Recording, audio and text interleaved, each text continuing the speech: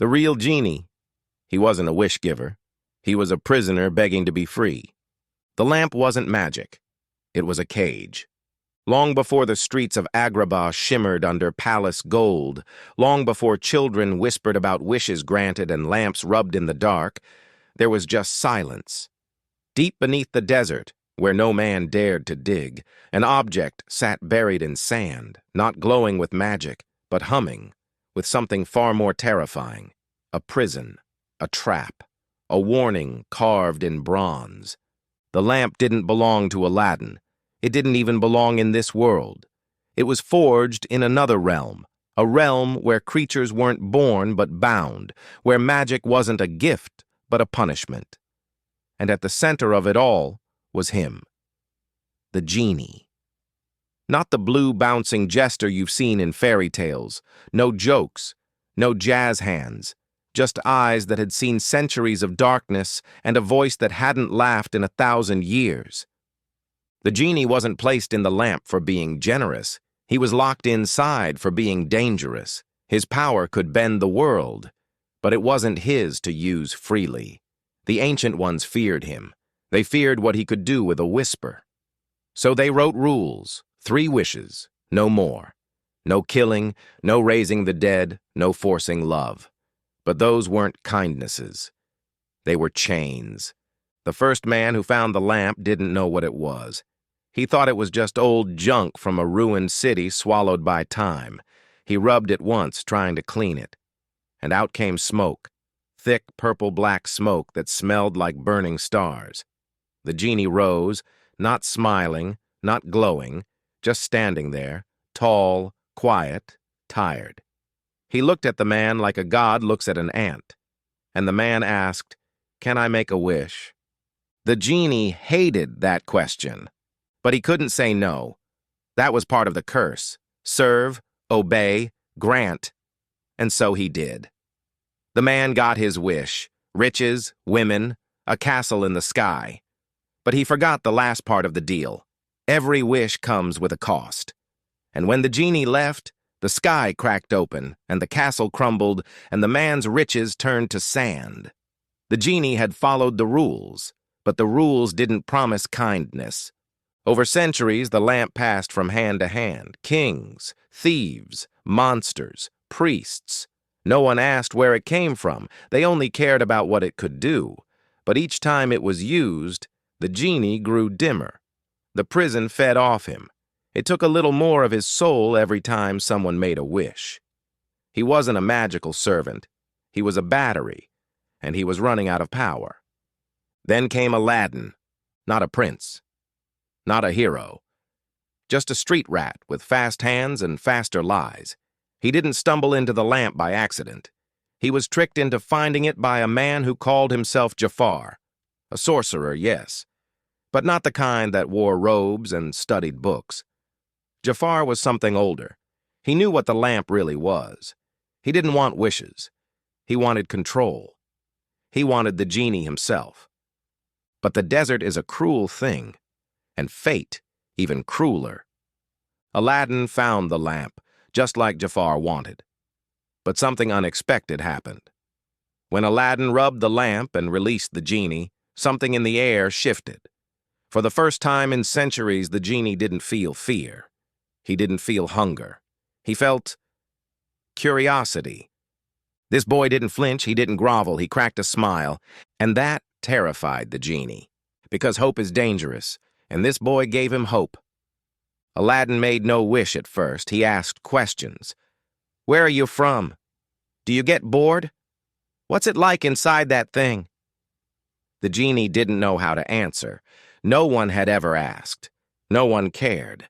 The lamp was cold, always cold, and it echoed with screams, his own and others before him. He didn't sleep. He didn't eat. He simply waited. Time didn't pass inside the lamp. It just existed, stretched out like a curse that never ends. Sometimes he saw stars. Sometimes he saw nothing. Mostly he saw memories of people he once loved and watched die, over and over again. Aladdin was quiet after hearing that. Then he made his first wish. "I wish you could walk beside me. Free. Just for a day. The lamp shook. The skies rumbled. The magic twisted. This wish didn't hunger for power or gold or revenge. It bent the rules, not broke them. And the genie, for the first time in his life, stepped out of the lamp not as a servant but as a companion. They walked the desert. The genie touched sand for the first time in 10,000 years. He breathed air. He laughed. It felt wrong and right all at once, like tasting something sweet after centuries of ash. But the clock ticked fast, and when the day ended, he was pulled back, violently, into the lamp. Aladdin wept. The genie didn't. He'd forgotten how. But now, he remembered what it felt like to be human. And that was the most dangerous thing of all. Because once you remember freedom, it becomes impossible to be a prisoner again. And that was only the beginning. The next time Aladdin held the lamp, he didn't rub it with greed. He held it like it was alive, like it was heavy with pain, because after that first day, that one wish, he understood something most never bothered to think about. The genie wasn't trapped inside a cozy bottle waiting to help. He was being tortured. His lamp wasn't glowing. It was burning. Every second he spent in there was another reminder that magic was just another word for slavery when you couldn't walk away from it. And Aladdin? He couldn't stop thinking about that. But the world around them didn't care. Agrabah was ruled by shadows in silk. Jafar had slithered his way into the palace. The Sultan slept on pillows while children starved in alleys. And Aladdin, who had never owned more than a crust of bread, was holding the most powerful prisoner in the world. So what do you do when you have a friend locked in a curse and a kingdom built on lies? You start by breaking rules. Aladdin made his second wish, carefully, intentionally, with a heart that meant it. I wish for the truth. All of it. No illusions, no disguises. Show me what this city really is. And the genie, bound by power, driven by memory, obeyed. Agrabah shimmered and cracked. The gold peeled back. The marble melted to sand. What looked like paradise was a pile of bones wearing a crown. The palace wasn't pure. It was stolen. The poor weren't unlucky. They were made that way, deliberately. Merchants with smiles hid ledgers soaked in blood. Nobles wore jewels bought with suffering. It wasn't magic that changed the city. It was truth. And no one was ready for it. Not the Sultan, who stared out his window and saw riots. Not the guards who tried to silence the whispers. And definitely not Jafar, who felt his grip slipping. He knew it. He felt it. The lamp was shifting. Aladdin was doing something no one had dared before. He wasn't using the genie. He was listening to him. And that was more dangerous than any wish. But the lamp was listening too. Its power had rules, ancient ones, carved by hands that had long since turned to dust. The wishes had limits. 3. Always 3. But no one had ever asked what happened if you used those wishes to change the rules themselves, Aladdin was asking. And the lamp didn't like that. The genie began to feel it again. The pull, that sharp, snapping drag like invisible hooks behind his ribs. He was being pulled back more violently than ever. The space inside the lamp was shaking, breaking, cracking under something it wasn't designed to hold. Empathy. That night, Aladdin tried something wild.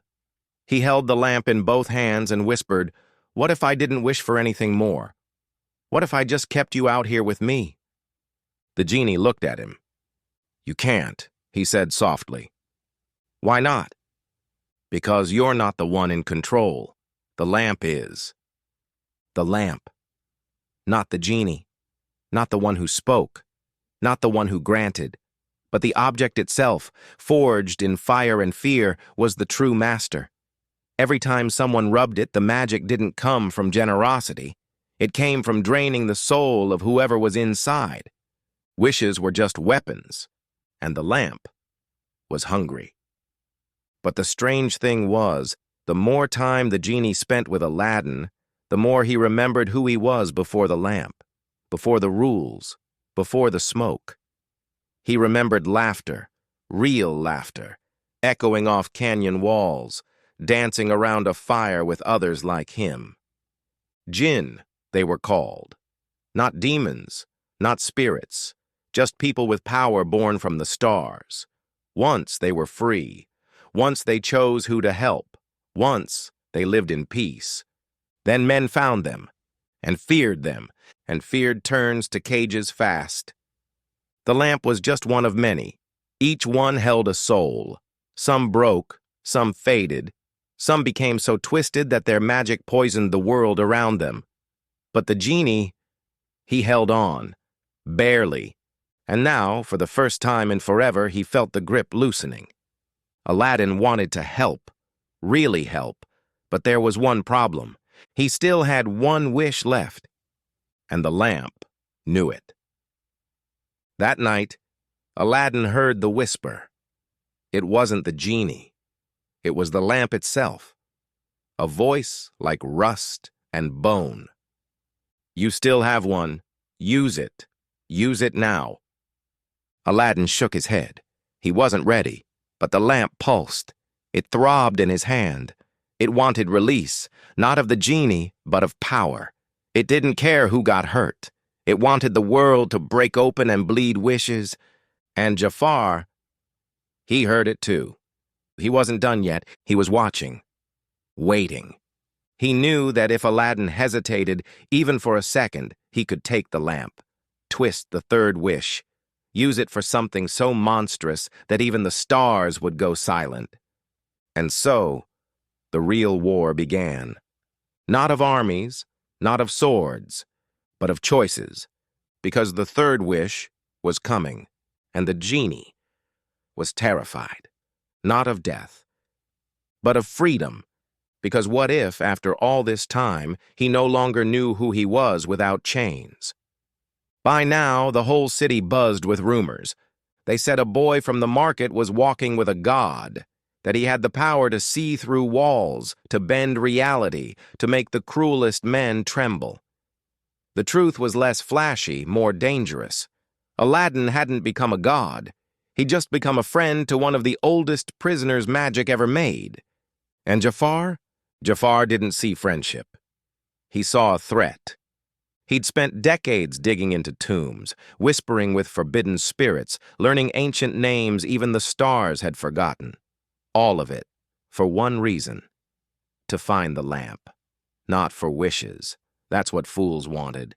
He wanted what the lamp was hiding: the source, the pulse, the power behind the smoke. The genie, he had read about them, the jinn, the old race, creatures carved from flame and starlight, shaped before humans even dreamed. And most important of all, they could not die. Not really, not like men. So Jafar had a plan. He didn't want to rule Agrabah, he wanted to outlive it. And to do that, he needed the genie in chains. So while Aladdin and the genie walked the city, trying to mend the damage of truth, Jafar made his move. He didn't storm the streets with soldiers. He slid into minds, poisoned hearts, promised power to the hungry and security to the scared. And in the chaos of a crumbling city, it worked. The guards came for Aladdin at dawn. He didn't run. He didn't fight. He handed the lamp to the genie and said 4 words: "Don't let them win." Then they dragged him away. The genie could feel the magic start to tremble. The lamp pulsed like a heartbeat. Jafar's spell was crawling closer, trying to wrap itself around the bronze like a snake tightening its grip. And then, it cracked. For the first time since he was cursed, the genie saw something change inside the lamp. A hairline fracture. A shimmer of light that wasn't forced by someone else's wish. It was his. He didn't need a wish to move now. He needed a reason. And he had one. Aladdin. The genie roared out of the lamp, not in smoke, not in silence, but like thunder crashing through the palace walls. People screamed, mirrors shattered. The guards dropped their weapons and ran. and at the center of it all stood Jafar, cloaked in red, staff in hand, smiling. "Finally," he hissed, "you're not just a trick anymore. You're real." The genie looked at him. This man had studied him, feared him, hunted him, but he still didn't understand him. "You don't want me," the genie said. "You want control." "Same thing," Jafar replied. And with that, the fight began. Not with fists, not even with fire, but with will. Jafar wasn't just a sorcerer, he was a siphon. Every time the genie used power, Jafar swallowed it, reflected it, twisted it. He used the staff as a channel, the stolen words of jinn magic as chains. He'd found the loophole, not how to free the genie, but how to rewrite the curse. And he almost succeeded. He cornered the genie in the throne room. Aladdin, chained and bleeding, watched as the magic wrapped around his friend like vines of shadow. "You were never a god," Jafar whispered. "You were a tool, and now you're mine." The genie didn't scream. He looked at Aladdin, and Aladdin, bruised, barely standing, used his last breath to speak. "I wish you were free." The world stopped. The staff shattered. The palace shook. Because that was it. The third wish. Not for power, not for love, not for a kingdom, but for the freedom of a soul. The lamp exploded, not outward, but inward. It caved in on itself, pulling every rule, every ancient chain, every whisper of command back into its core. And then it disappeared. Just gone. Like it never existed. And the genie? He didn't vanish. He fell, not like a ghost, like a man. No smoke, no glow, just breathe, just tears. For the first time in 10,000 years, he was free. And Jafar? He tried to run, but the palace didn't let him. Because the city had changed. The truth had spread. People remembered the lies. They remembered the magic. And they saw him for what he was, not a ruler, not a prophet, just a man who built his kingdom on pain. They didn't kill him, they erased him. Agrava buried its darkest chapter under silence. And in the end, Aladdin survived, barely. But he didn't ask for anything more. He didn't want riches, he didn't want glory. He'd used his final wish for someone else. That was enough. The genie didn't leave him, not right away. He stayed for a while, as a friend, not a servant. They walked the city one last time together under starlight and quiet. And when it was time to say goodbye, the genie turned to Aladdin and said, "You're the only one who ever asked me who I was." Aladdin smiled, and, "I'm still figuring it out." And with that, he walked into the horizon. No lamp, no chains, just freedom. But the world wasn't done with him yet. Because when you've been a prisoner that long, the story doesn't end when the cage breaks. It begins. When the cage breaks, the world still sees a monster. Freedom doesn't feel the way people think it will. It doesn't come with trumpets. It doesn't taste like honey. It's not a clean sunrise or some magical release that erases every scar. Real freedom is quiet, confusing, sometimes even bitter. Because when you've spent centuries inside a prison, stepping into the light doesn't feel like victory. It feels like walking into a place where nothing makes sense anymore. That's how the genie felt. He had no lamp, no chains, no rules. He could go anywhere, be anyone. For the first time since before the pyramids rose, before empires burned, he wasn't bound to someone's command. But when he stepped out into the world, the real world, it didn't greet him with open arms. People stared, not in awe, not in worship, but in fear. You see, legends travel fast, and the story of a boy who broke the lamp and set a god loose, that story spread like fire on dry grass. Everyone in Agrabah had a version of it. Some said the genie turned into a beast and destroyed the palace. Others said he devoured Jafar and swallowed the moon. There were whispers that he still granted wishes, but only in exchange for blood. None of it was true, but truth doesn't stand a chance against fear. The genie tried to walk the city, just once, just to see the streets without magic fogging his vision. He wore a cloak, pulled low, didn't float, didn't glow, just walked like a man. He saw a child drop a fig in the dust and helped pick it up. The mother saw his hand, the glow still faint beneath his skin, and screamed. Within seconds, stones were thrown. He didn't fight back. He vanished. Into the dunes, into the wind, away from the city that cheered for his freedom one night and tried to kill him the next. So where does a being go when he's finally free, but nowhere feels like home? He wandered, for years, maybe decades. Time didn't move the same anymore. He walked across rivers that hadn't been mapped yet, climbed mountains that whispered to the sky. In some places, people still remembered his kind, the jinn. In hushed voices, they called him Shaitan, others Angel of Smoke. Some offered prayers, others ran.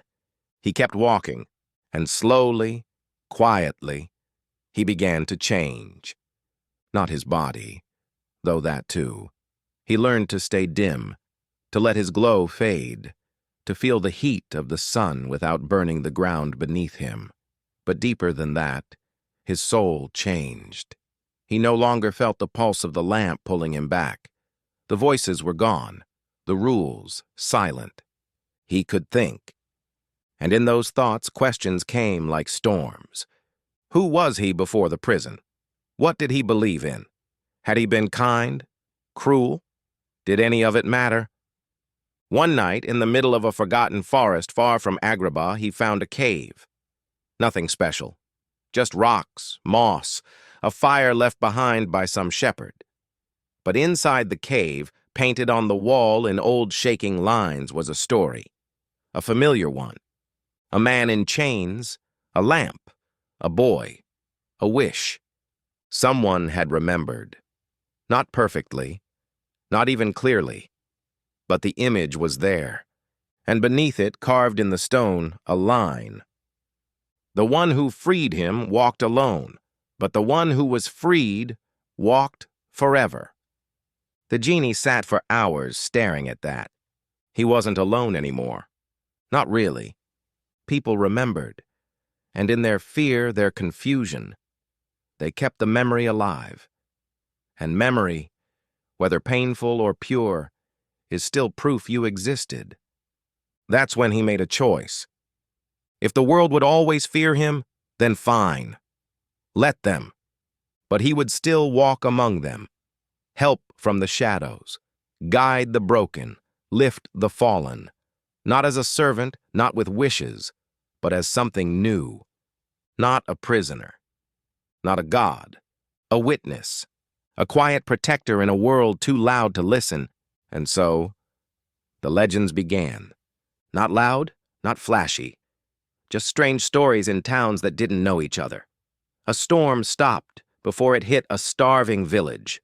A corrupt king saw his gold turn to dust.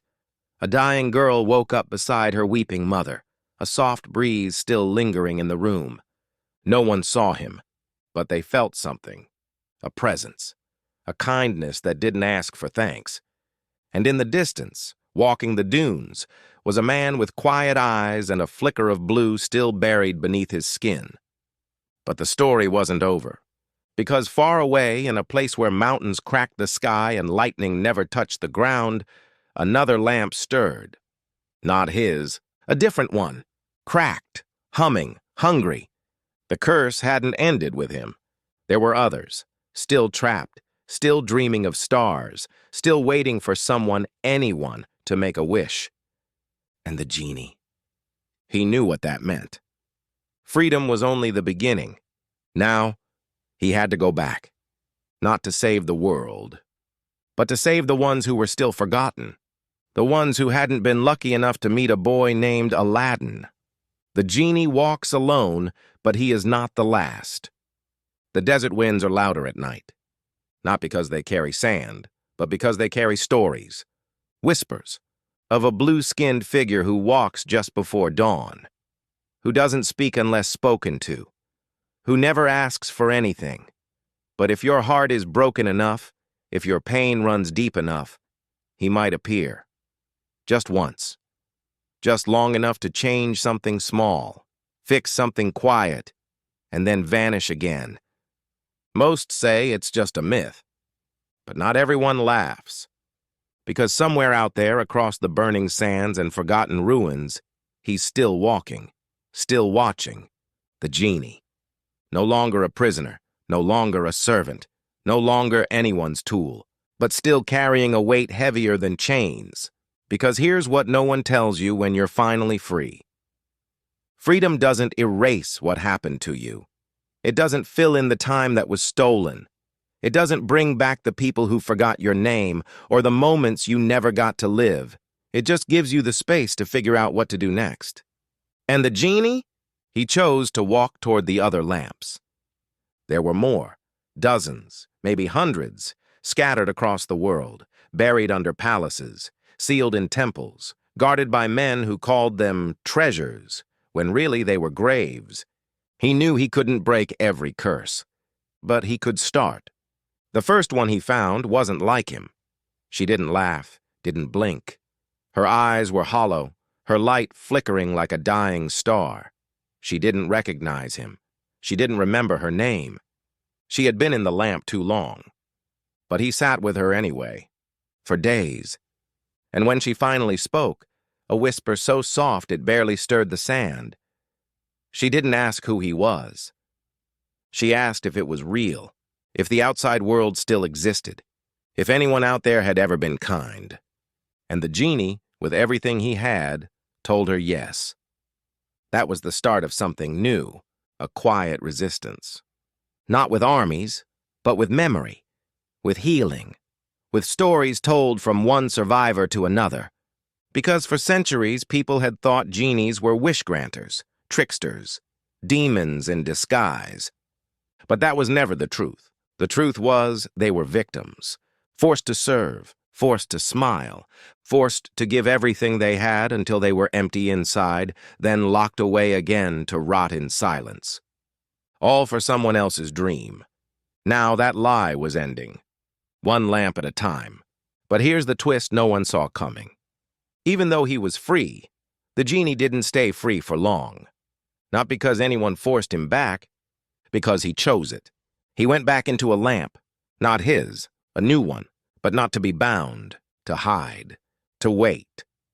Because the world wasn't ready yet. Jafar may have fallen, Agrabah may have changed, but the hunger for power, the lust for control, never dies. It just changes clothes, puts on a crown, builds a throne out of gold and whispers. So he went into the lamp not as a slave, but as a trap, a test, a challenge. The next person who finds that lamp, the one who dares to pick it up and whisper, "I wish," they won't meet a genie who bows. They'll meet one who asks, "Why? Why do you want this? Why should I help you? Why do you think you deserve to change the world without changing yourself first?" And if your heart isn't ready to answer, you won't get a wish. You'll get a story. One that will make you cry. One that will make you look in the mirror. One that might, just might, make you set the lamp back down and walk away. That's his new magic. Not smoke, not spells, but truth. And here's the part that no one wants to hear. That lamp? It could be anywhere. A market stall in Cairo. A junk drawer in a London flat. A temple lost in jungle vines, or sitting on a shelf behind you right now. You wouldn't know. Not until you pick it up. Not until you feel the chill in your hands. Not until a voice, quiet, calm, ancient, speaks not from above or below, but from somewhere inside you. Are you sure? Because the story of the genie was never really about magic. It was about power. And what you do when you have it. Most people break the world. One boy tried to heal it, and one genie, after 10,000 years of darkness, finally got to feel the sun. So ask yourself, if you found that lamp, if you could make one wish, would you free someone else? Or would you trap them all over again? Because the genie's not gone, he's just watching. And this time, he gets to choose.